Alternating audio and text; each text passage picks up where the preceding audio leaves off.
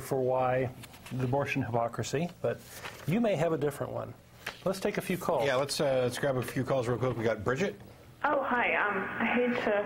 Ooh, we're loud. I hate to change the topic here. That's okay. It's really important, but I am wondering what your guys' view on near-death experience is. Well, we don't fully understand the brain, but we do have a good enough understanding of the brain to say that everything that we know about near-death experiences is plausibly explained by, I hate to say normal brain function, because at the time the brain is kind of malfunctioning. The interesting things to me are that in cases where this has been tested, where we've done good controlled experiments on either a near-death experience or an out-of-body experience, which is similar, we find that there's no reason to believe that the person actually left their body. For example, if you're lying on a bed and there's a dresser next to you, we could put a note or something that you don't know about on top of the dresser, and during your experience ask you to look, and in cases where they've done this, they can't identify it. They cannot see anything that they can't have already known about or imagine. But with near-death experiences, the thing that I find most telling that makes me kind of dismiss it as semi-normal brain function is that when somebody has a near-death experience, invariably, it agrees with their religion. Catholics see Catholic imagery, Protestants see Protestant imagery and Protestant notions of hell.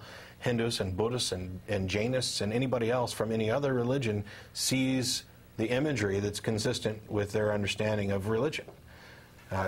Some people might go the route of the pantheistic idea I talked about earlier, where they're saying, well, they're all experiencing something real, and God presents himself to them based on that. Yeah, okay. If you're going to make an excuse or a case that's completely untestable, that's all inclusive, that explains away any of the evidence, then it's useless. So while I have no doubt that people have near-death experiences, and I think some of the common near-death experiences go along the lines of alien abduction stories, where the near-death experience of the long tunnel of heading towards the light, and that's become so ingrained in the public consciousness, like the flashing lights and the gray aliens with the big eyes, that the stories start to become similar. Our brains are incredibly complex. And there may be some legitimate similarity, because we're all wired more or less the same way. We are. But the complexity of the brain and how the brain responds to things is going to be similar because we're similar. But as soon as we start feeding it information, oh yeah, I don't know that anything original has come out of those. But do you believe in life after death? Nope. No, we haven't seen any evidence for it. I guess it depends on how you define it, but in the way most people would define it, no. When I'm dead, I'm dead. Okay. Interesting. Well, thank you very much, and I really appreciate you guys being on here. Thanks, Bridget. Appreciate the call. Let me do a follow-up on that. I mean, we don't believe in life after death, therefore, this life is very precious and very important to us, and we value it a lot. I think if you believe in life after death and you believe that we are just soul traps, you're not going to value human life, right? Because it's the soul that really matters, right? Yeah. So, and not just the idea that it's the soul that really matters. I think that death actually adds a value to life.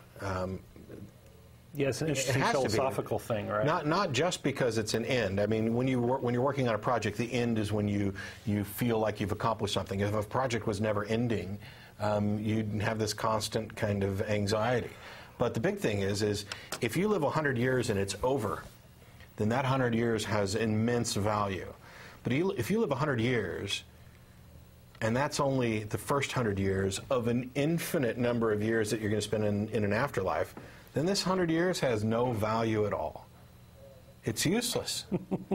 I'd make a slightly different argument that if you believe you're going to have 72 virgins in heaven at your disposal, how long is it going to be before you get tired of those 72 virgins? Yeah. How many million years, are you going to be real excited about 72? And how long do they stay virgins? Anyway. As a reminder, since the studio put the note up there and I've forgotten, we do